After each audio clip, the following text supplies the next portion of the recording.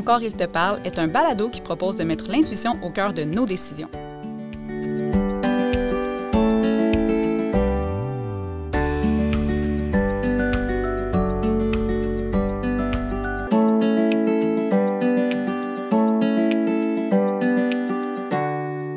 Bienvenue au balado « Écoute ton corps, il te parle ». Je suis Kamel Edenel Kébir, étudiant à la maîtrise en sciences de l'activité physique.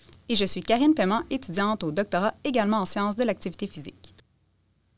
Alors aujourd'hui, on va parler de conscience corporelle et plus précisément de signaux corporels liés à l'alimentation et à l'activité physique. N'oublions pas que l'écoute de ce balado ne remplace pas les recommandations personnalisées d'un professionnel de la santé.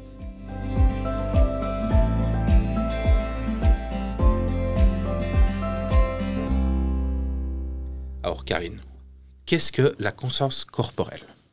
La conscience corporelle, c'est la reconnaissance des sensations corporelles qui viennent vraiment de l'intérieur de notre corps. Donc, c'est le fait de ressentir les signaux, par exemple, de la faim et du rassasiement, ou encore l'envie d'aller uriner parce que notre vessie est pleine, ou même les sensations physiques qui vont être associées aux émotions, comme la sensation un peu de vide ou la douleur dans la poitrine quand on a de la peine, ou les papillons dans le ventre ou le cœur qui bat plus vite quand on vit un stress. Et comment marche justement cette conscience corporelle et ces signaux? Dans le fond, c'est que nos organes, comme les intestins, la vessie, l'estomac, le cœur, notre peau, nos muscles, nos tendons, tout ça, ça nous envoie des messages qui vont être dirigés vers le cerveau pour lui indiquer qu'il y a quelque chose qui se passe dans notre corps. Puis, qu'on en soit conscient ou non, notre cerveau va mettre en place des mécanismes qui sont nécessaires à la régulation de ces fonctions vitales-là, comme justement la faim, la soif, la digestion, ou adapter la fréquence cardiaque. On peut imaginer, par exemple, que quand on fait de l'activité physique, on n'a pas besoin de modérer nous-mêmes la fréquence à laquelle notre cœur bat. Notre corps va adapter lui-même la vitesse de notre fréquence cardiaque pour répondre aux besoins de nos muscles en oxygène puis en substrat énergétique. Donc, on n'a pas besoin d'y réfléchir. Et dis-nous, Karine, comment la conscience corporelle peut nous aider dans une approche intuitive? En fait, c'est de prendre conscience de nos sensations corporelles. Ça nous permet de mieux comprendre finalement c'est quoi les signaux que notre corps nous envoie. Puis, à quels besoins ces signaux-là sont rattachés? Parce que parfois, on a besoin de prendre des actions de façon consciente pour répondre à ces besoins-là. Par exemple, est-ce que j'ai besoin de manger? Quel type d'aliment me ferait du bien selon comment je me sens dans mon corps? Est-ce que j'ai besoin d'adapter ma cadence, par exemple, si je suis en train de courir? Ça peut aussi m'aider à comprendre, est-ce que j'ai besoin de remplacer mon entraînement par intervalle qui est plus intense, par une activité physique qui est plus légère, d'intensité plus légère, ou peut-être même que ce serait préférable que je prenne une journée de repos. Alors, les signaux corporels, le fait d'être conscient de nos signaux corporels, ça peut m'aider à prendre des décisions qui sont plus éclairées. OK, donc si je résume un petit peu ce que tu viens de dire, donc la conscience corporelle, c'est ressentir les sensations à l'intérieur de notre corps via différents récepteurs qui sont reliés à notre cerveau. Et il est intéressant de prêter attention à nos sensations corporelles qui vont nous aider à mieux répondre à nos besoins.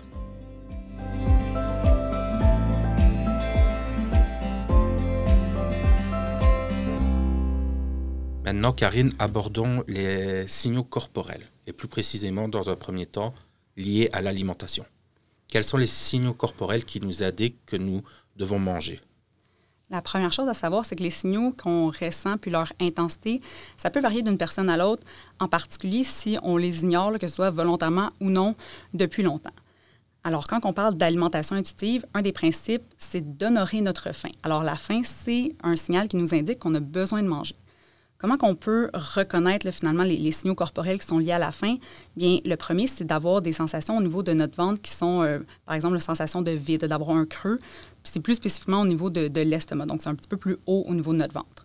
On peut ressentir aussi une faiblesse physique, se sentir un petit peu plus faible, avoir des vertiges, des maux de tête et même de l'anxiété. Donc ça dépend combien de temps on attend avant de manger dès que les signaux de faim se manifestent. On n'est pas nécessairement supposé se rendre jusque-là. Ensuite, il peut y avoir les pensées qui sont vraiment dirigées vers la nourriture. Donc, je pense vraiment à la nourriture parce que j'ai faim, donc je pense juste à manger. Je peux être aussi plus facilement irritable et manquer de concentration. Puis finalement, ça peut être aussi le désir de manger, puis s'imaginer déjà être en train de manger, puis saliver. Puis ça, souvent, ça va être influencé par l'environnement. Donc, si je vois quelqu'un manger, si je vois une publicité ou si ça sent bon, ça peut augmenter ma perception de la faim. Donc ici, on vient de voir l'aspect manger, mais est-ce la même chose pour le besoin de s'hydrater? La soif se sent un petit peu différemment par rapport à la sensation de faim. En fait, la soif, ça va se manifester surtout au niveau de la bouche. Donc, on va avoir la bouche un peu plus sèche. On peut avoir l'impression que notre salive elle est un peu plus épaisse. Ça peut aussi nous amener à avoir une sensation un peu plus de fatigue. Puis nos pensées, au lieu d'être dirigées vers les aliments en général, vont peut-être être plus dirigées soit vers des liquides ou des aliments qui sont plus riches en eau. Donc, si je donne un exemple, ce serait comme par exemple le melon d'eau. Exactement. OK. Et quels sont les signaux donc, corporels qui nous indiquent que nous avons mangé, bu suffisamment? Ça va être le rassasiement. Donc, ça va être le fait de considérer sa sensation de rassasiement si on parle spécifiquement des principes qui sont liés à l'alimentation intuitive. Puis ça, bien, comment on le ressent? Souvent, c'est un petit peu plus difficile à identifier que la faim. Pourquoi? Parce que le rassasiement, ça se ressent notamment par la disparition des signaux de la faim. Donc, le fait de ne plus avoir ce creux-là au niveau du ventre, le fait de se sentir un petit peu plus énergisé, là, ça va dépendre de quel type de repas on va avoir consommé, mais disons que si on répond à notre faim de façon adéquate avec des aliments qui sont nutritifs, nourrissants, bien, on va avoir un meilleur niveau d'énergie après avoir mangé normalement. On va aussi moins penser à la nourriture, puis on va avoir moins envie de manger. Donc, on va être moins attiré vers les aliments versus quand on a faim. Tout semble délicieux quand on est affamé. Sinon, ce qu'il faut penser aussi, c'est que des fois, c'est pas clair, hein, c'est quoi le rassasiement. Des fois, les gens vont avoir l'impression que bien, pour avoir mangé à ma faim, il faut que je me sente bien rempli, le ventre plein. Alors que, bien, des fois, ça, c'est passé le rassasiement. Alors, il faut voir c'est quoi le niveau de faim quand on arrive au repas, parce que le fait d'arriver avec une faim qui est très élevée, ça peut faire en sorte qu'on va manger plus rapidement, puis ça va faire qu'on va dépasser souvent le rassasiement dans ce contexte-là. Et est-ce valable pour tous les contextes ou y a-t-il justement des contextes où on ne devrait peut-être pas écouter nos signaux de faim ou de rassasiement? En fait, il y a des contextes où ça peut être plus difficile de reconnaître nos signaux de faim, de rassasiement. Je pense entre autres aux personnes qui vivent avec un trouble du comportement alimentaire ou les personnes qui ont une atteinte au cerveau au niveau des zones qui sont impliquées dans la reconnaissance des signaux corporels liés à la faim et au rassasiement parce que, bien, physiologiquement, là, les signaux sont altérés. Donc, dans certains cas, on va miser davantage sur les autres principes de l'alimentation intuitive pour aider les gens à tendre vers une relation qui est plus positive avec la nourriture. Mais parfois, un suivi plus individualisé va être nécessaire pour les aider à répondre à leurs besoins nutritionnels. Mais de façon générale, notre corps est quand même le meilleur outil pour nous dire quelle quantité d'aliments manger puis quand est-ce qu'on a atteint les besoins nutritionnels qui sont nécessaires à notre corps. Donc, si on résume un peu ce que tu viens de dire, Karine, donc on a des signaux corporels qui vont nous indiquer qu'on a besoin de manger ou de boire, des signaux qui vont nous dire qu'on a assez bu ou mangé.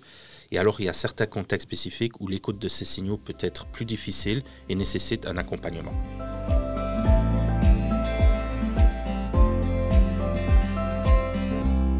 Et dis-moi, Karine, quels sont les signaux corporels qui nous indiquent que nous devons bouger?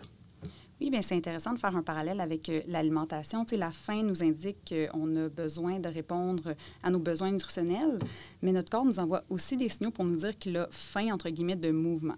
Puis les principaux signaux qui nous indiquent ce besoin de bouger, bien, ce serait, entre autres, se sentir agité ou sentir une fébrilité à l'intérieur de nous. Ce serait aussi peut-être sentir des tensions au niveau musculaire ou une sensation de lourdeur, sentir qu'on manque d'amplitude ou de fluidité dans nos articulations. On pourrait aussi remarquer qu'on a une fatigue mentale, avoir de la difficulté à se concentrer ou tout simplement avoir envie de bouger. Donc, mes pensées sont dirigées vers le mouvement, vers une activité physique que j'aurais envie de pratiquer. Et donc, si en fin de journée, après une longue journée de travail, je sens le besoin de m'étirer, ce serait un signal de mon corps que j'ai besoin de bouger? Oui, en fait, ton corps t'indique qu'il a besoin de se mettre en action, qu'il a besoin de segmenter le temps, qu'on va dire, sédentaire. On pourrait aussi ressentir le besoin de bouger, mais d'avoir besoin d'atteindre une certaine intensité pour se sentir satisfait ou satisfait. Par exemple, avoir envie de se dépasser, de se donner un défi. Et c'est là où un autre des principes de l'activité physique intuitive est d'autant plus important, c'est-à-dire de se donner la permission inconditionnelle de se reposer et de s'arrêter quand on est satisfait plutôt que de se forcer à toujours aller au-delà de nos limites. On peut, entre autres, se donner des objectifs sportifs en contexte intuitif, mais il faut le faire en étant à l'écoute de notre corps. Mais comment savoir que j'ai atteint le bon dosage d'activité physique? Ai-je besoin d'en faire 5 minutes, une demi-heure, 1 heure? En fait, ça va être variable d'une personne à l'autre, puis ça va aussi être variable en fonction du besoin qu'on avait à combler. Est-ce que c'était plus de briser mon temps sédentaire ou c'était vraiment dans le but d'atteindre la satisfaction, la sensation de bien-être après un effort parce que je me suis donné un défi? Et un peu comme le niveau de faim avant d'atteindre le rassasiement, bien, ça va dépendre du niveau de faim, entre guillemets, de mon corps, c'est-à-dire que si, avant d'aller faire de l'activité physique, j'étais restée dans la même posture, vraiment immobile pendant de longues périodes, ou si j'avais déjà segmenté mon temps sédentaire, puis que j'avais déjà un petit peu répondu à ma faim, entre guillemets, encore une fois, de mouvement. Et à la fin de mon activité physique, là, pour se donner une idée de comment on devrait se sentir, bien, on devrait sentir qu'on a dépensé notre surplus d'énergie ou qu'on a évacué le stress qui nous rendait fébriles si c'était comme ça qu'on se sentait avant de faire notre pratique d'activité physique. On devrait aussi sentir qu'on a moins de tension musculaire, qu'on a une meilleure amplitude de mouvement, que nos mouvements sont plus fluides. On devrait aussi se sentir plus alerte si on sentait qu'on manquait de concentration, puis que c'est ça qui a fait qu'on voulait aller bouger. Et finalement, on devrait se sentir satisfaite ou satisfait. Et ça, bien, ça va dépendre, encore une fois, d'une personne à l'autre. L'intensité va varier, même chez la même personne, selon, bien, aujourd'hui, c'était quoi mon niveau d'énergie? Je suis capable peut-être de pousser un peu plus ou un peu moins. Il faut se rappeler que même si notre objectif, c'est de se surpasser, là, parce qu'on veut se donner un défi sportif, parce qu'on a le goût de sortir de notre zone de confort, il y a quand même une zone à respecter. Tu sais, c'est vrai qu'on peut aller chercher un 105 ou 110 %. On n'est pas obligé de tout le temps arrêter aussitôt que ça devient un peu difficile, mais il faut quand même donner les outils nécessaires à notre corps pour qu'il puisse récupérer entre les périodes d'activité physique. Et doit-on arrêter de bouger si on a mal, si on sent une douleur ou si on a un inconfort?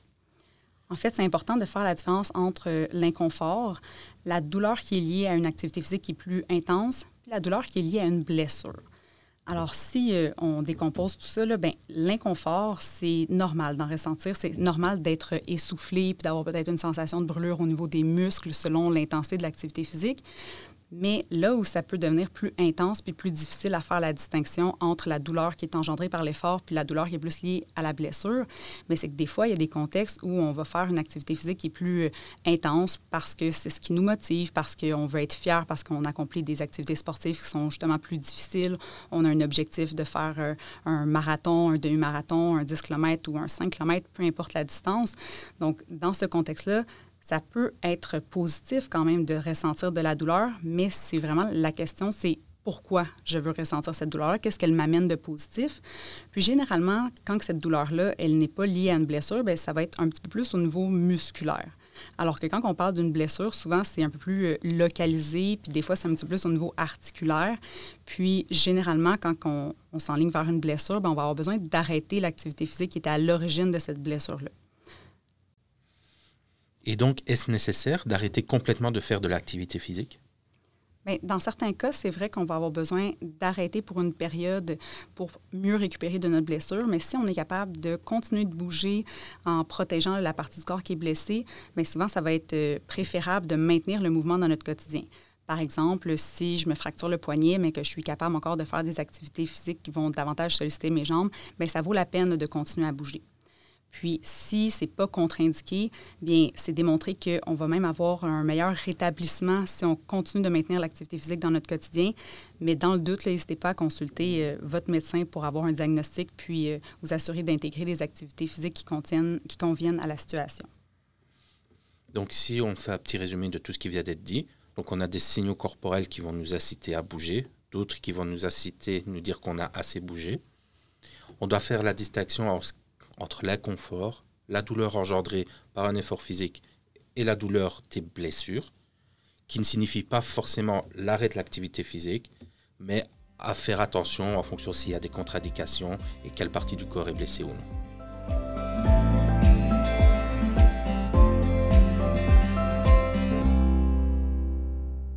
Donc ici, on vient de voir plusieurs points assez intéressants. Maintenant, comment augmenter sa conscience corporelle, Karine? Oui, bien, pour améliorer là, sa conscience corporelle, c'est bien d'améliorer sa littératie, c'est-à-dire d'être capable de mettre des mots sur nos ressentis. On peut notamment se poser des questions, par exemple, c'est quoi les signaux corporels que je ressens présentement? Puis, c'est où que ces sensations-là se situent dans mon corps?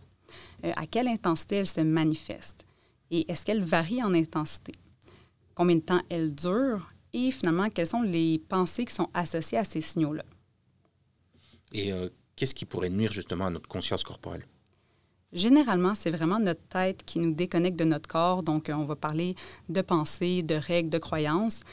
Par exemple, si je me dis que je ne devrais pas manger d'aliments parce que je n'ai pas assez bougé aujourd'hui, donc je devrais limiter ma consommation d'aliments, ou encore éviter de manger à certains moments de la journée parce que je me dis que je ne devrais pas manger, ce n'est pas encore l'heure du repas, bien, tout ça, ça peut m'amener à ignorer les signaux de faim. Puis, bien, quand j'ignore mes signaux de faim, ça peut m'amener à arriver plus affamée au repas. Puis là, bien, ça m'amène à manger peut-être au-delà de ma faim, parce que j'ai un sentiment d'urgence de me nourrir. Puis ça, c'est une question de physiologie. Ce n'est pas une question de volonté. Mon corps, il a un sentiment qu'il a besoin d'énergie, puis j'y ai pas répondu à temps, donc il va me faire manger un peu plus rapidement, puis il va m'amener vers des aliments qui sont un petit peu plus denses en énergie, généralement dans ces contextes-là. Ensuite, un autre exemple qui serait peut-être un peu plus lié à l'activité physique, ce serait si je suis tellement concentrée dans mon travail ou dans mes études que je ne me rends pas compte là, que j'accumule une certaine lourdeur dans mon corps parce que je suis dans la même position depuis plusieurs heures. Puis là, bien, quand que je finis de travailler, bien, je peux avoir l'impression que la lourdeur ou les tensions qui se sont installées dans mon corps, bien, c'est peut-être parce que je suis fatiguée, donc je devrais me reposer. En plus, je peux avoir un épuisement plus au niveau mental parce que ça fait des heures que j'étudie. Alors que dans le fond, c'est pas de me reposer que j'aurais besoin, ce serait d'aller bouger pour activer mon corps puis finalement faire circuler l'oxygène et le sang là, dans mon corps pour m'aérer finalement un peu le cerveau. Donc si on résume ce que tu viens de dire, pour augmenter sa conscience corporelle, il faut mettre des mots sur ses ressentis, se poser les bonnes questions, et faire attention donc à ce qui pourrait nuire à sa conscience corporelle, comme par exemple les fausses croyances, être trop strict, ou encore être trop focus et en oublier ses besoins.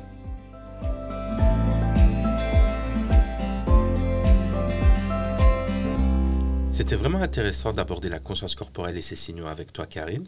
Aurais-tu un exercice à nous suggérer pour mettre tout ça en pratique? Oui, puis même qu'aujourd'hui, on va le faire ensemble, toi et moi, Kamel. C'est l'exercice pour se reconnecter au battement de notre cœur. Alors, ça va prendre un papier et un crayon ou quelque chose pour noter. Et une fois qu'on a ça, on s'installe dans un endroit qui est calme, sans distraction, et on pose les mains sur nos cuisses. Ce qu'on va faire maintenant, c'est qu'on va se concentrer sur ce qui se passe à l'intérieur de notre cage thoracique pour essayer de percevoir les battements de notre cœur. Est-ce que tu le sens? Oui, je les sens. Super. Donc, je vais partir un chronomètre et à mon signal, je veux que tu commences à compter les battements de ton cœur jusqu'à temps que je te dise de t'arrêter. Donc, dans 3, 2, 1, c'est parti.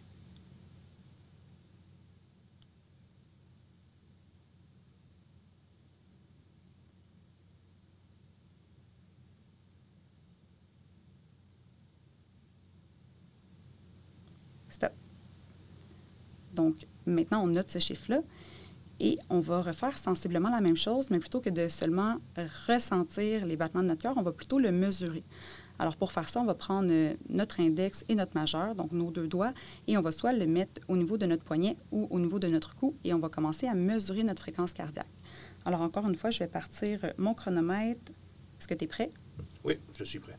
Donc, dans 3, 2, 1, c'est parti.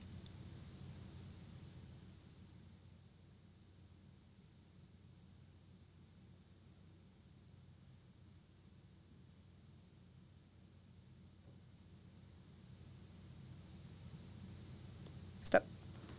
Alors, même chose, on note le chiffre qu'on vient de mesurer et on peut se poser la question en comparant ces deux chiffres-là, est-ce qu'ils sont très similaires? Donc, ça se peut qu'il y ait une petite variation, mais s'ils sont très, très loin l'un de l'autre, ça peut être un indicateur que c'est peut-être difficile pour nous de se reconnecter à ce qui se passe à l'intérieur de nous.